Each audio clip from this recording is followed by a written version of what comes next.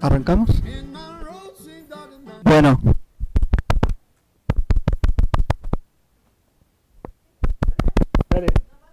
Ah, ok. Bueno. Bueno, ya que se escucha ahí, gracias a todos por venir una vez más de antemano, siempre acá reunidos semanalmente. Y es un placer para mí tener a nuestro director acá de Limas, profesor Ricardo Durán, presentando vuestra charla. Muchas gracias por aceptar la invitación. Y él hoy va a dictar su charla sobre estimaciones en normas con pesos y aplicaciones a la aproximación numérica de problemas elípticos con datos singulares. Por favor, profesor Ricardo. Bueno, muchas gracias a vos por la invitación. Es un gusto siempre hablar acá. Bueno, entonces, ahí va. Yo preparé al principio una pequeña introducción de las cosas básicas, por si alguno, por ahí para los que sean tan familiarizados con elementos finitos va a ser incluso un poco aburrido, pero por si alguno no está muy familiarizado, simplemente un repaso de las ideas básicas, las que queremos generalizar a normas con pesos, motivados por algunos problemas, particularmente por el problema de Poisson con fuentes singulares, con medidas. Entonces, entonces empiezo con un problema modelo simple. Vamos a hablar del laplaciano primero, hablar de la formulación débil, la aproximación por elementos finitos, las nociones de estabilidad y convergencia. Y después voy a hablar los tipos de mallas, hipótesis que se ponen en elementos finitos para estudiar la convergencia, distintos tipos de hipótesis. Y bueno, problemas con singularidades, normas con pesos, vamos a repasar algunas cosas de la teoría de normas con pesos, de pesos de Magenhau que vamos a usar, y la aplicación al problema con medidas como fuentes. En el resumen yo había puesto también problemas que tengan datos de borde singulares, pero era demasiado largo y eso no lo voy a incluir. Pero son otros casos. En realidad me interesan problemas donde la solución no va a estar en el espacio H1, entonces uno para hacer la formulación variacional y el análisis por elementos finitos trabaja en H1 con pesos. Entonces un ejemplo es el caso de fuentes medidas, otro es cuando uno tiene datos, por ejemplo, que no están en H1 medio. Un dato simple como una constante a trozos ya no está en H1 medio y uno puede también trabajar ahí. Pero me voy a restringir a este problema nada más. Entonces, consideramos omega es un polígono o un poliedro. Para hacer elementos finitos uno lo cubre con triángulos, con tetraedros o con algún tipo de elementos, esos son los más usuales. Consideremos el problema de Poisson, menos la presión igual F. Para simplificar, condición de Dirichlet 0. Por supuesto se pueden poner todo tipo de condiciones de borde. Entonces lo que se usa es para hacer elementos finitos es la forma débil, multiplicando por una función de prueba, integrando por partes, esta es la forma débil, que por el teorema de Lax-Milgram, si f está en h-1, que es el dual de h01, el problema tiene una única solución en h01 y se cumple esta acotación. En realidad la forma correcta de escribir esto no es la integral porque me va a interesar f's que sean justamente cosas del dual, o sea que esto es una notación que se usa por supuesto habitualmente, de qué significa f aplicado a b. Cuando esta sea una medida, por ejemplo, esto es lo que vamos a hacer. Bueno, entonces, para aproximar por elementos finitos, yo voy a considerar también el caso más simple, es hacer una triangulación. En realidad uno hace una familia, o sea, para resolver por el método uno hace una triangulación del dominio y toma las funciones que son polinomiales a trozos. En este caso yo voy a considerar el caso más simple, que son polinomios de grado 1. Y que son funciones continuas, o sea, de tal forma que están en H1 y 0 en el borde, ¿está bien?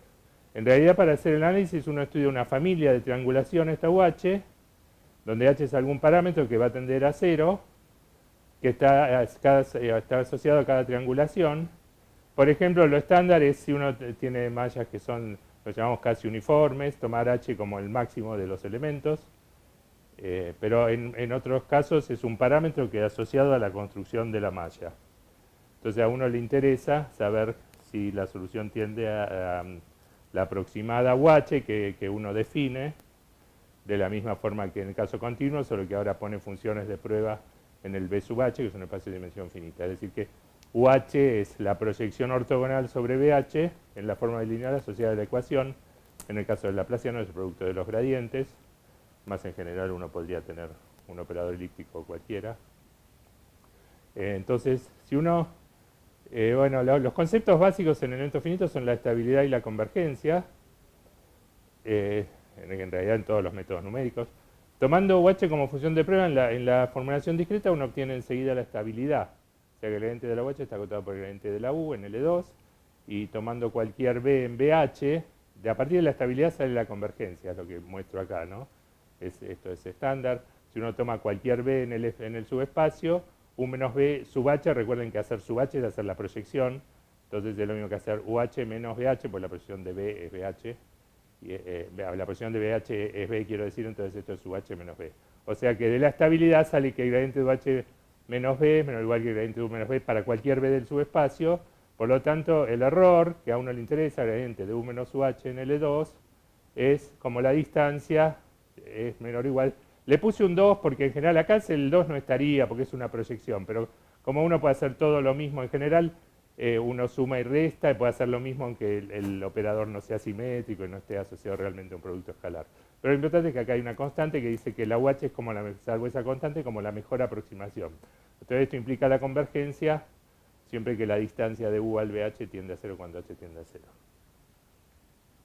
Entonces, como digo, uno puede considerar problemas así o incluso problemas no simétricos con la elipticidad. Va a tener lo mismo, donde ahora en vez de tener la estabilidad con una constante 1, tendrá una constante que depende de los coeficientes del operador. Esa es la estabilidad. Y a partir de la estabilidad uno saca que el error es como la mejor aproximación. Eso es más o menos la teoría clásica. O sea que en particular, fíjense que, bueno, como comentario estamos diciendo que si esto tiende a 0, si los BH aproximan a la U, el error tiende a 0. Entonces, si alguien estudió diferencia finita, el teorema clásico dice que estabilidad y consistencia implica convergencia. Entonces, acá tendríamos la estabilidad, en el elemento finito es la estabilidad, y lo que reemplaza la consistencia es decir que los BH aproximan a U. Esa sería la versión elementos finitos del teorema de Lax. Entonces, en particular, como uno tiene la distancia, puede poner acá cualquier aproximación, que lo llamo I sub h de U, un operador que a cada U le asigna una función del BH, que usualmente uno lo puede tomar como la interpolación de Lagrange, pero a veces conviene tomar otro tipo de interpolaciones, por lo que voy a decir enseguida. Entonces, bajo ciertas suposiciones sobre la familia de mallas, puede demostrarse que este error es como H a la S por esta norma. Por ejemplo, si S es 1, si la solución está en H2, tenemos acá H. Recordemos que yo estoy trabajando con polinomios de grado 1. Si tuviera polinomios de grado K, acá tendría H a la K si la función es más regular. Pero nos interesan estas estimaciones porque en muchos casos la solución no está en H2, sino que está en algún espacio intermedio. Por ejemplo, si el polígono no es convexo y tiene las singularidades debidas a los ángulos, tiene una regularidad fraccionaria. Entonces, en realidad, para la interpolación de Lagrange, esto que puse acá arriba no vale si H es la interpolación de Lagrange, salvo que S sea mayor que N sobre 2 menos 1. N es la dimensión, recordemos, para nosotros 2 o 3 en general, pero la teoría uno la puede hacer para cualquier N. Para S menor hay que reemplazar la interpolación de Lagrange por una interpolación de promedios, porque claro, como H1 más S, si la función no es ni siquiera, no tiene sentido los valores puntuales, no tiene sentido hacer la interpolación de Lagrange. Pero bueno, se reemplaza la interpolación por una interpolación de promedios y los resultados valen de manera análoga. Interpolaciones que se llaman de tipo Clemant. Bueno, entonces juntando ambas estimaciones obtenemos esto que está acá, que el error es como H a la S por la norma H1 más S, donde la C depende de la estabilidad y de la constante de interpolación o aproximación.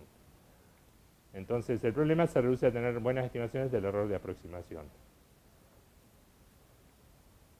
Entonces lo que interesa saber es cómo depende esa constante de interpolación dependiendo de las mallas. Para eso en la teoría de elementos finitos se introducen muchas condiciones, diversas condiciones para poder garantizar que la constante del error de interpolación está uniformemente agotado cuando el H tiende a 0, eso es lo que necesitamos. Entonces se han considerado, como digo, distintos tipos de mallas. Decimos que, entonces, por ejemplo, voy a mencionar algunas de las hipótesis clásicas.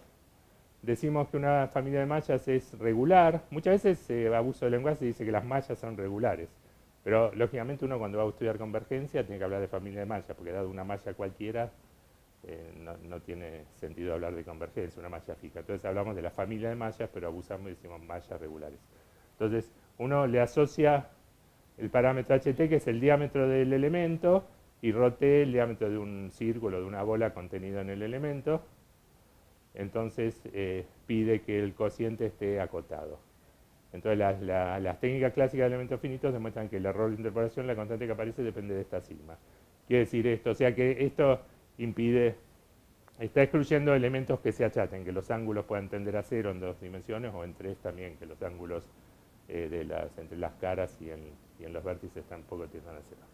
Entonces esa es la condición general de regularidad.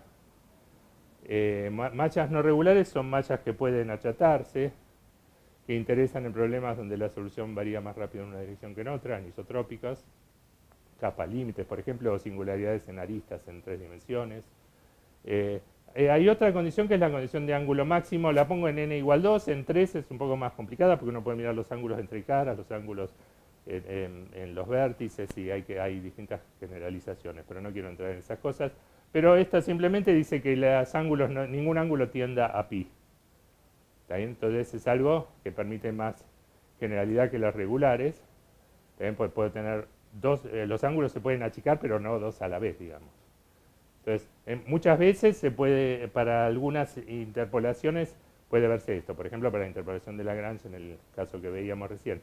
La ventaja de la hipótesis de regularidad es que es súper general, entonces se aplica a distintos problemas, a estabilidad en distintos problemas, a interpolaciones de distintos tipos, etc. En cambio, esto hay que verlo en cada caso. Este tipo de mallas, ¿no? Son las que son, o por supuesto no con distinto tamaño, distintos lados. Esto sería una familia anisotrópica. Bueno, son 3 nada más.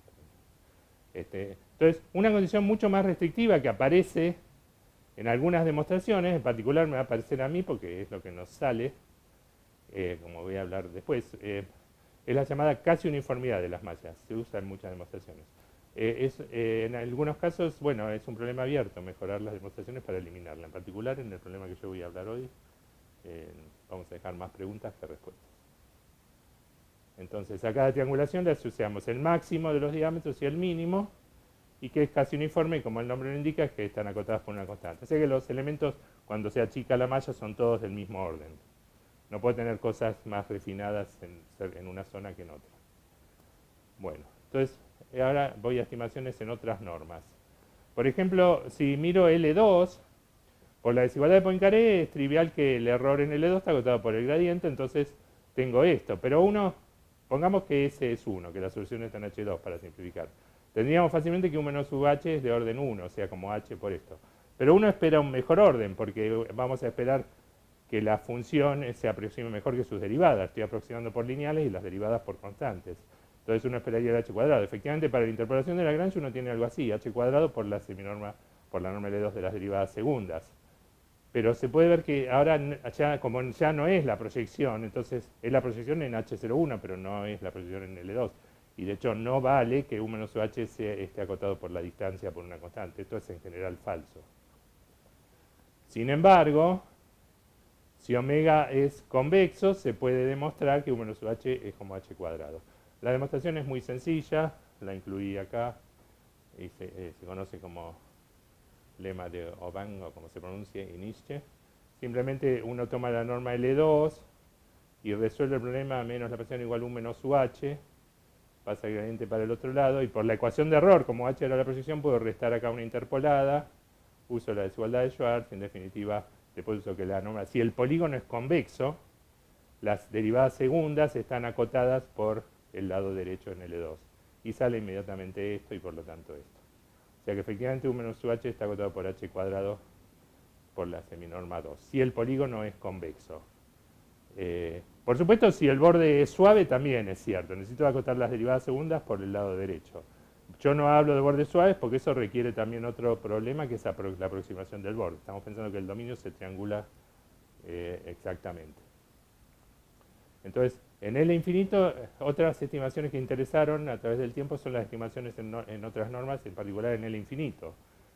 Es más complicado, porque ya no tenemos otra vez la proyección, ¿no? Pero cuando omega es convexo y para mallas casi uniformes se puede demostrar la estabilidad. Es un resultado de allá de los 80, de Ranacher-Scott en dimensión 2.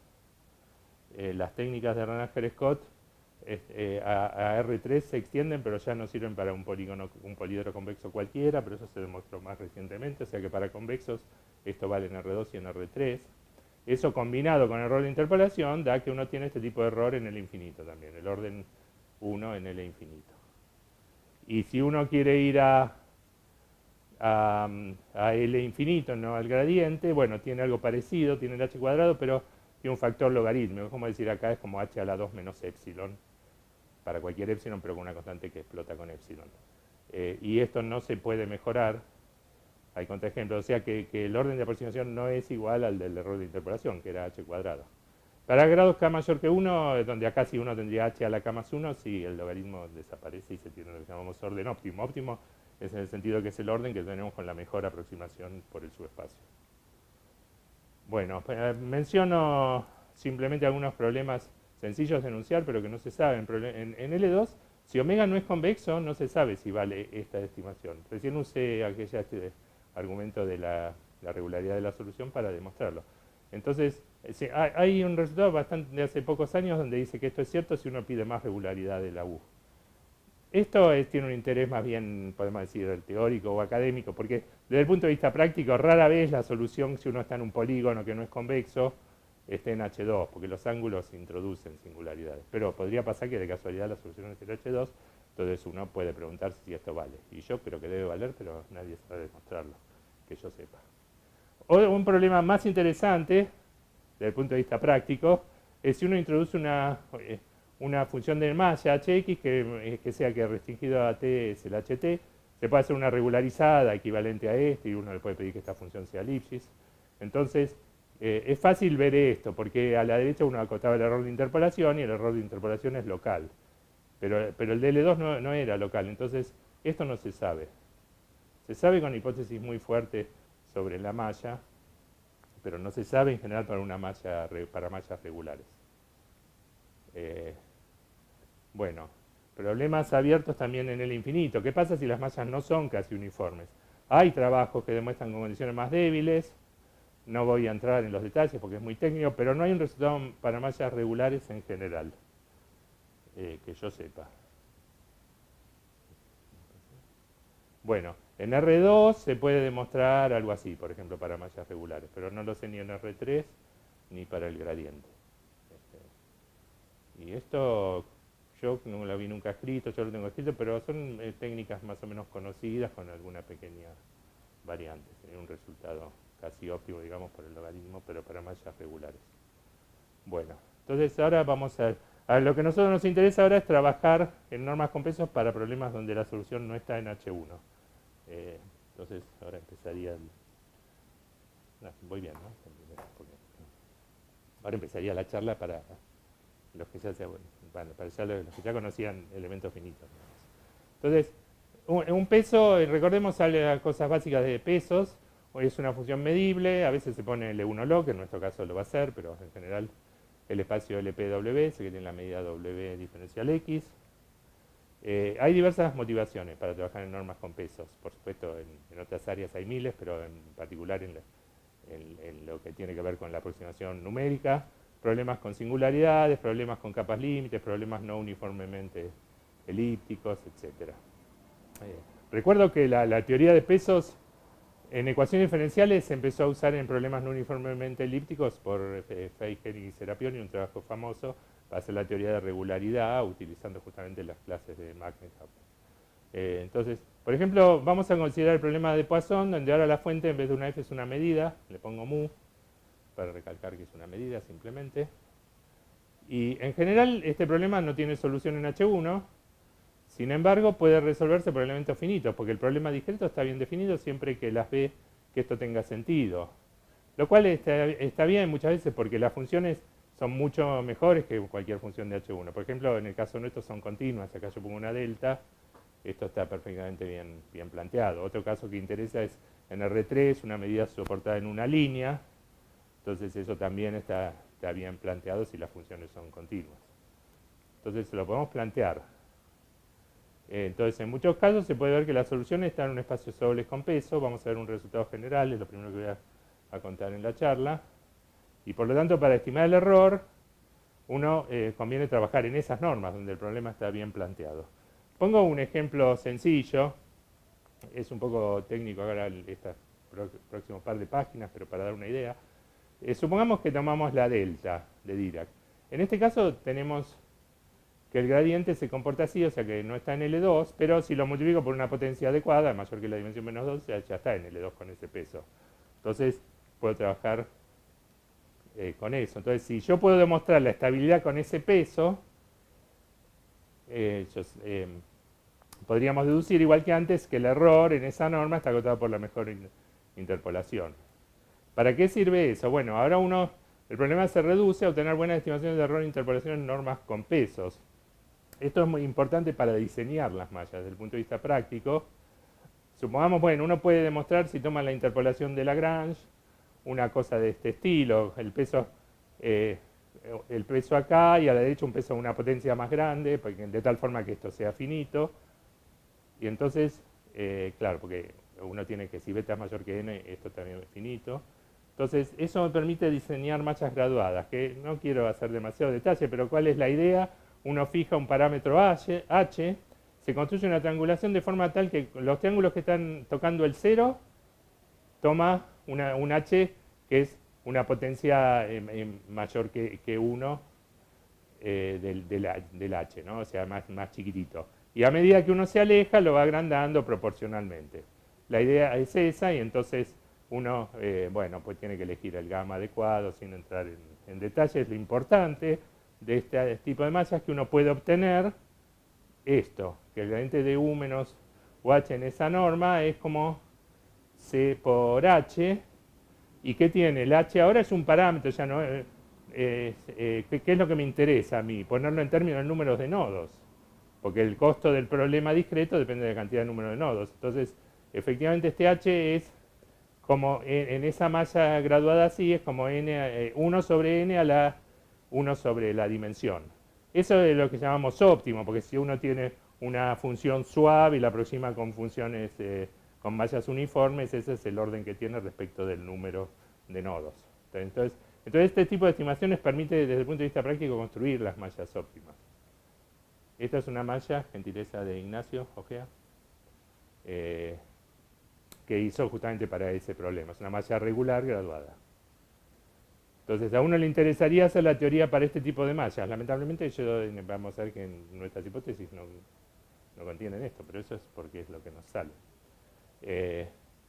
Entonces, queremos ver la estabilidad en normas con peso. Si consideramos el problema de Poisson con otro tipo de medidas, quiero ver si la solución está en un espacio doble con peso. Por ejemplo, si mu está soportada en un cerrado F, bueno, un cerrado de menor dimensión, una curva, un punto, si fueran más dimensiones, una superficie, lo que sea, vamos a tomar un peso de la forma, la distancia al cerrado a la alfa. Esto generaliza el módulo, cuando era un punto el S. El análisis de este tipo de problema utilizando normas con peso lo iniciaron D'Angelo y Quarteroni.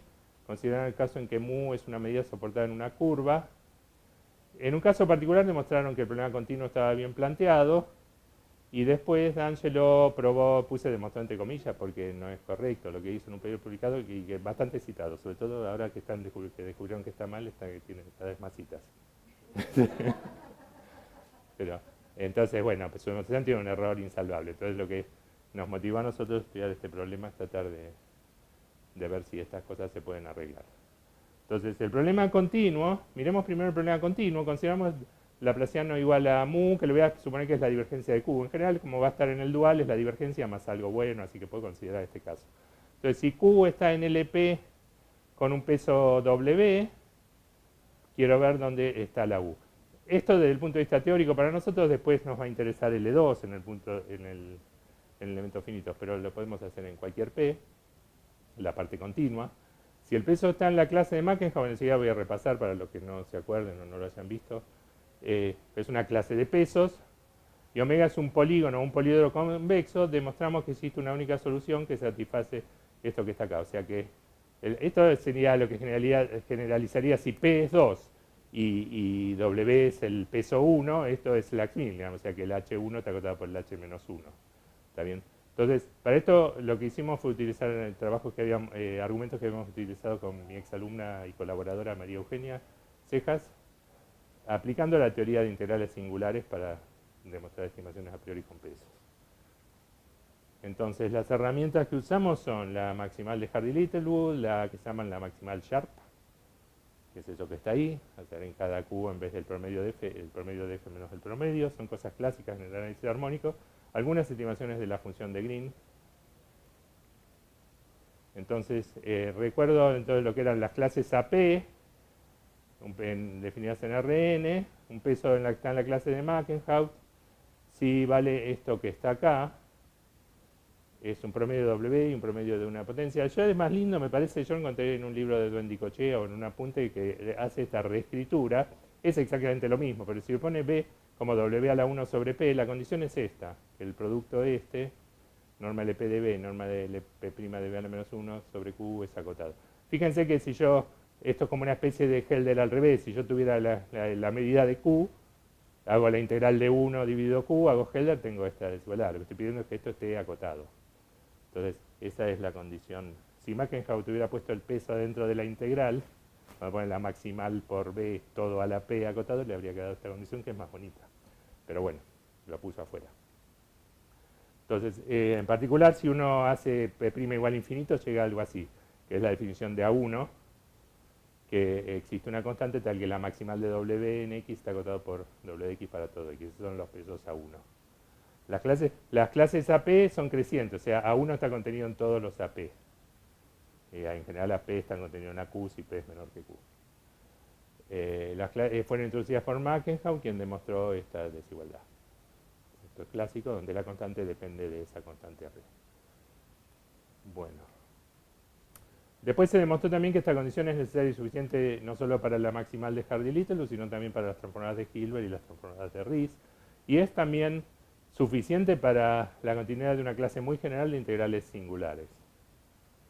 Y necesaria con hipótesis bastante generales también, pero no para cualquier integral singular que yo sepa, ¿no? ¿Qué pasó? Ahí está. Entonces, ejemplos de pesos AP. El ejemplo clásico son los que nos van a interesar a nosotros. El ejemplo clásico son las potencias, están en la P, si el beta está entre menos n y n por P menos 1. Por ejemplo, si P es 2, entre menos n y n. En general, si tengo un cerrado de dimensión m, que voy a suponer menor que n, con alguna regularidad, no lo puse acá, pero a nosotros nos interesan curvas razonablemente buenas o eso, pero se puede hacer para m regulares, incluso dimensiones fractales. Vale que la distancia está en AP si solo si beta está en este rango. En realidad la que vale con m regulares e incluso fractales es la implicación de acá para acá, que es la que a uno le interesa, porque uno quiere usar que esto está en AP. El sí solo sí, si la curva es buena también es cierta. Si la curva es muy mala, tratamos alguna vez de demostrarlo con Fernando López y no sabemos, pero lo que interesa, insisto, es la implicación para allá, por supuesto. Entonces, por ejemplo, si F es una curva en R2, la potencia beta está en A2 y beta está entre menos 2 y 2. Esos son los pesos que nos van a interesar a nosotros. Entonces, el problema continuo podemos demostrar que si omega es un polígono o poliedro convexo, si Q está en este espacio, entonces la solución está en el gradiente está en la solución en el LP con el mismo peso acotado por esto. Esta es la estabilidad, que el problema continuo está bien planteado en estas normas. La idea de la demostración, voy a decir en pocas líneas, esto es bastante técnico si uno quisiera entrar, pero vamos, me quedan 25. Vamos bien. Bueno, entonces, la idea es, uno escribe U como la función de Green. En realidad es esto que está acá, porque hay que pasarle las derivadas de la Q a esto. Lo que tiene sentido es esto que está acá a la derecha. La función de Green, recordemos, estamos en el caso 0 en el borde, por eso lo puedo pasar para acá. Entonces tenemos eso. Y lo que hay que usar son estimaciones de la función de Green, que valen en poliedros convexos, en polígonos convexos, y valen también, por supuesto, en bordes suaves. Pero en caso de polígono y poliedros tiene que ser convexo. Que las derivadas cruzadas cumplen esta condición de Helder. x menos x barra la gamma, y acá estoy dividiendo por algo que n más algo, o sea que decae más rápido que la potencia de la dimensión. Entonces vamos a usar eso, vamos a usar la estimación conocida para S mayor que 1, que también vale en convexos. Se demuestra, entonces lo que se demuestra es que para todo x, la maximal Sharp del gradiente está acotado por esto. Para eso se usa justamente la expresión de la u, era la integral de las derivadas respecto de i, ¿no es cierto? Como teníamos en la pasada, fíjense esto, ¿no? Tengo acá, entonces yo quiero hacer las derivadas respecto de x, le tengo que poner acá las derivadas respecto de x, tengo una derivada cruzada. Entonces por eso me interesa, tengo un núcleo que es singular, entonces la derivada cruzada, pero sin embargo tengo ese control de decaimiento, y eso es lo que permite en la teoría de integrales singulares, en una prueba bastante sencilla de esto, usando justamente que esto decae bastante rápido, más rápido que la dimensión. Entonces uno puede acotar la maximal Sharp local por, bueno, la teoría de integrales singulares era con la maximal Sharp en todo Rn. Acá estamos con la local, la podemos acotar por esto, para cualquier S mayor que 1. Entonces, otro resultado fundamental que hay que usar es que la maximal Sharp controla a la F. El resultado en Rn por supuesto no hay que restar. Como estoy en un acotado tengo que restar acá el promedio porque si no esto se hace 0. Pero en Rn es la norma de F acotada por la norma de la Sharp.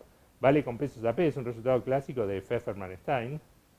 Y este resultado se puede generalizar al abierto poniendo la maximal sub omega, que es tomar cubos adentro de omega. Lo generalizaron Diening, Rusica y Schumacher en el 2010. Entonces una vez que uno tiene esto y esto, lo combina y tiene que esto, que es lo que uno quiere acotar, está acotado por esta maximal Sharp y esto está acotado por esto.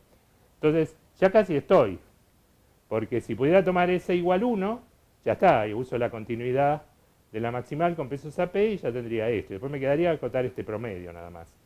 Bueno, pero no puedo tomar S igual 1, S era mayor que 1, pero cualquiera mayor que 1. Entonces es un poco más complicado, pero se arregla usando esta propiedad fundamental de los pesos AP, que cualquier peso en AP también está en AP menos epsilon para algún epsilon que depende del peso. Entonces ahí uno puede hacer unos trucos cambiando el exponente y bueno, y sale. Entonces, finalmente uno tiene que acotar esto, pero eso es una integral, lo puedo acotar usando esto, usando la estimación a priori sin peso en el S con S mayor que 1 y sale. Entonces eso da la demostración del caso continuo. Entonces para el problema discreto querríamos tener algo similar. Queremos tener algo así, ¿no? Podemos introducir la solución discreta como antes, que es esto que está acá, y dado un peso queremos la estabilidad con eso, porque recordemos que esto, si después tenemos estimaciones del error de interpolación, me va a dar la convergencia, con una constante independiente de h. Ese es el problema que tratamos de hacer, y lo sabemos hacer por ahora para mallas casi uniformes. Esta restricción es mala, en particular para los problemas con singularidades que nos interesan, estamos tratando de mejorar, pero es un trabajo que estamos preparando.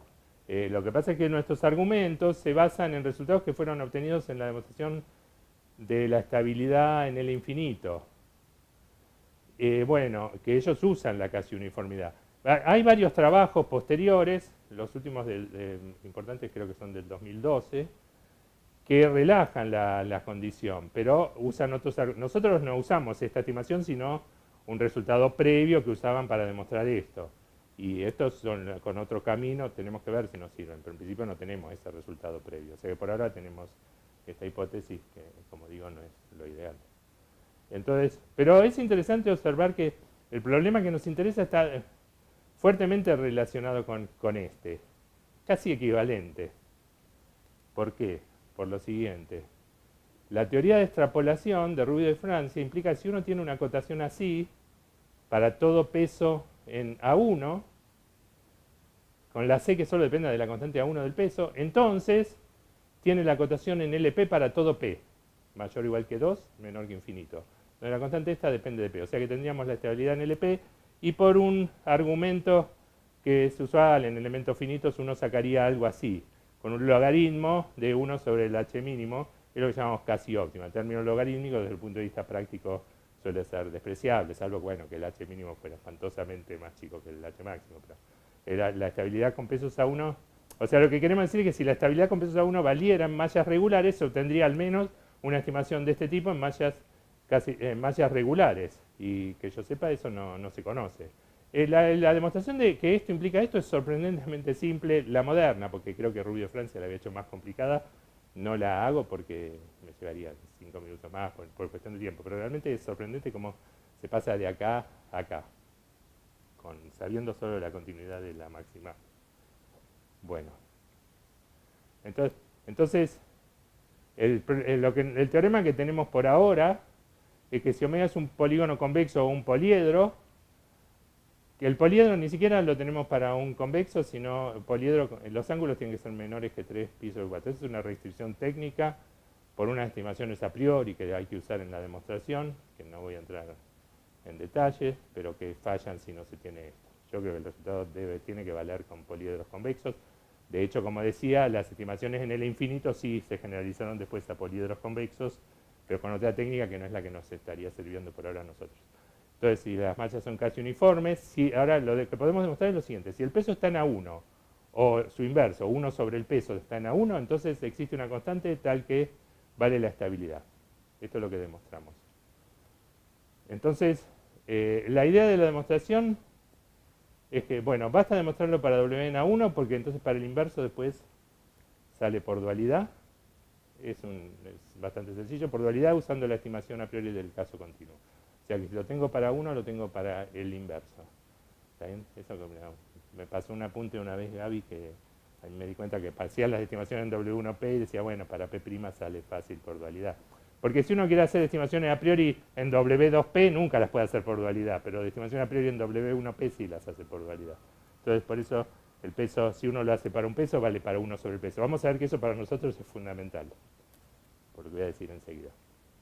Entonces, la idea es bastante sencilla una vez que uno sabe esto que demostraron Raranger y Scott. Acá es donde se usa la hipótesis de la malla. Uno necesitaría saber algo así para mallas más generales. Pero una vez que tiene esto, las cosas salen bastante rápido, como vamos a ver. ¿Qué demostraron ellos en el camino, donde esto implica la estabilidad en el infinito? Ellos ven que en cualquier punto, el gradiente de la solución aproximada está acotada por un promedio del gradiente de la solución. Si no estuviera este término de abajo, dijera que si yo pudiera aproximar el valor puntual por un promedio del gradiente de U alrededor del punto, ya estoy hecho, porque acoto por la maximal, etc. Pero esto no es lógico porque la solución es global, no es local. Depende de los valores en todos lados. Pero lo que dicen ellos es que, bueno, está acotado por este promedio más algo que decae rápidamente, con n más lambda, una potencia más grande que la dimensión. Cuando yo me voy alejando de z, esto va cayendo de manera rápida. Entonces, una vez que uno tiene esto, puede multiplicar, o sea, ahí puede, vuelvo para acá. Yo quiero acotar esto multiplicado por W de z, ¿no? Con el peso en A1. Entonces, multiplico por W de z. Esta parte es fácil porque tengo el acoto por la maximal, etc. Y acá multiplico por W de z y después integro en z y hago Fubini. Entonces, cuando haga Fubini, me queda esto que está acá, la integral en z de todo esto. El gradiente quedó en la otra integral. Y bueno, esto es un resultado conocido, uno puede sumar en coronas eso y puede ver que esto está acotado por la maximal de W en X, gracias a este decaimiento. Entonces, lo que obtenemos en definitiva es que esta integral, que es la que quiero acotar, está acotada por la maximal, este era el término que venía del promedio, más el gradiente al cuadrado por este m de W. Pero si el peso está en A1, m de W se acota por W. Entonces acá tengo lo que quiero, gradiente de U por W. Y acá uso la continuidad en L2 de la maximal, porque si el peso está en A1 también está en A2, lo que dije antes, entonces tenemos esto que está acá. Esa es la demostración. Entonces insisto que el problema complicado es la del decaimiento. Hay que ver si eso, hasta dónde se puede mejorar eso. Recordemos que nos interesaba demostrar la estabilidad para pesos de la forma distancia a un cerrado a la beta. Pero, claro, sí. El peso está en A1, sí, solo sí, el beta es menor o igual que 0. Si no, no va a estar nunca en A1. Entonces, a nosotros esto no nos serviría porque queremos potencias positivas, pero por suerte está lo que mencioné antes, también vale para el inverso.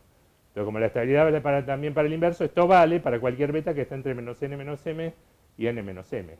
Porque eso quiere decir que el peso está en A1 o que su inverso está en A1.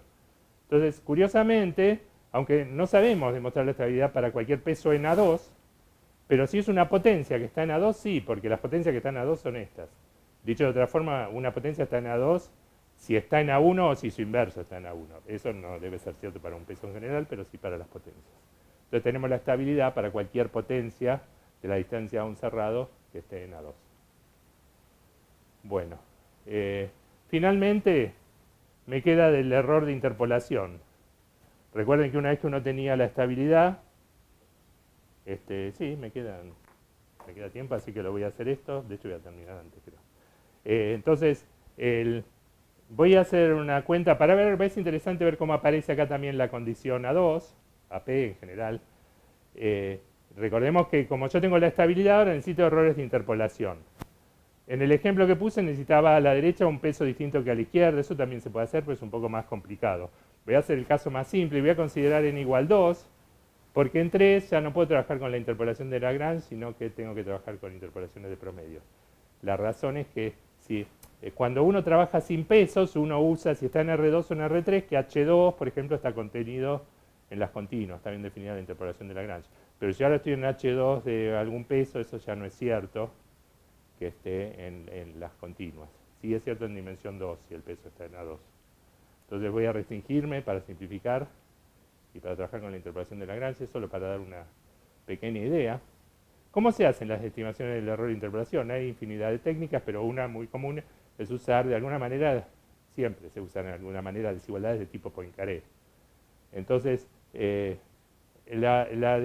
como decía recién, Feigen y Serapioni, estudiando regularidad de ecuaciones diferenciales de problemas elípticos degenerados, demostraron en particular la desigualdad de Poincaré con pesos en AP. En realidad ellos lo hacían, no me acuerdo si trabajaban en A2, pero bueno, sale, es un resultado ya clásico. Entonces, lo que a mí me interesa es una desigualdad generalizada. Tomando un lado del triángulo, no restar el promedio de B, sino el promedio en un lado. Y ver esto. Entonces quiero ver que de esta sale esta, si el peso está en AP. Porque esta vale más en general que el peso en AP. Vale si el peso está en AP, pero no es necesario que el peso esté en AP. Pero en este paso, en mi cuenta, uso que el peso está en AP. ¿Por qué me va a interesar esto? Lo voy a decir después al final, porque la derivada del error de interpolación tiene promedio 0, básicamente. Después vuelvo a eso. Entonces, ¿cómo hacemos para demostrar esa desigualdad de Poincaré generalizada? Bueno, yo sumo y resto BL y lo que tengo que acotar es esta diferencia. Esta diferencia, por supuesto, la escribo así, como un promedio en el lado. Y uso un teorema de trazas estándar en L1 del triángulo. Y lo que me sale es que eso está acotado, bueno, haciendo el rescale correspondiente, queda acotado por, y usando la desigualdad de Poincaré en el triángulo, queda esto que está acá. El diámetro del triángulo dividido la medida. O sea que uno tiene esto que está acá. Entonces, bien, si uno toma, eso era para el módulo de BT menos BL. Tomo la norma LP en el peso, con el peso W, bueno, esto es una constante, la saco afuera y me queda el peso de la integral de W a la 1 sobre P. Entonces esto, por el teorema de traza que dije recién, lo acoto por el gradiente en L1. Y ahora simplemente la norma L1 multiplico y divido por el peso y acá multiplico y divido por el peso y hago Helder. Y lo que me queda es, tenía esto y ahora cuando haga Helder me va a quedar esta norma y el otro término de Helder me da esto. Este producto es justamente, esto es lo que aparece en la condición AP. Si elevo a la P, en realidad la condición AP está escrita con esto a la P. Y acá me quedaría el P menos 1, pero bueno, esto está acotado. ¿Está bien? ¿Por qué? Estoy usando, como el peso está en AP, esto está acotado si pongo cubos acá o bolas, pero como la condición de regularidad en las mallas, puedo poner triángulos que no degeneran. Entonces tengo esta desigualdad y bueno, y por lo tanto concluí esto que está acá.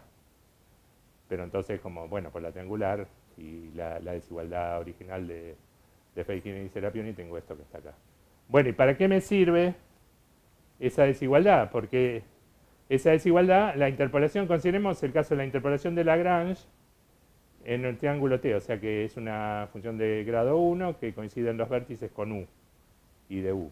Entonces, si yo miro B, la derivada respecto de la dirección de un lado de la diferencia, esto tiene integral 0, porque como coinciden los vértices, tiene integral 0. Entonces, si le aplico a esto la desigualdad de Poincaré, tengo C por HT por esto. Donde está C depende solo del peso, no del triángulo. Y bueno, ya está, acá tengo derivada segunda y acá tengo las direcciones de los lados. Entonces, tengo esto, porque acá lo que me va a aparecer es que esencialmente yo necesito dos direcciones independientes. Acá aparece la condición, lo que llamamos del ángulo máximo. No degenera siempre y cuando las tres direcciones no estén degenerando a la misma dirección. Entonces tengo esta acotación del error con un peso AP. Combinándolo con la estabilidad y en L2 tendría una condición de error en L2 para los problemas que estoy estudiando. Y eso es todo lo que quería decir. Muchas gracias.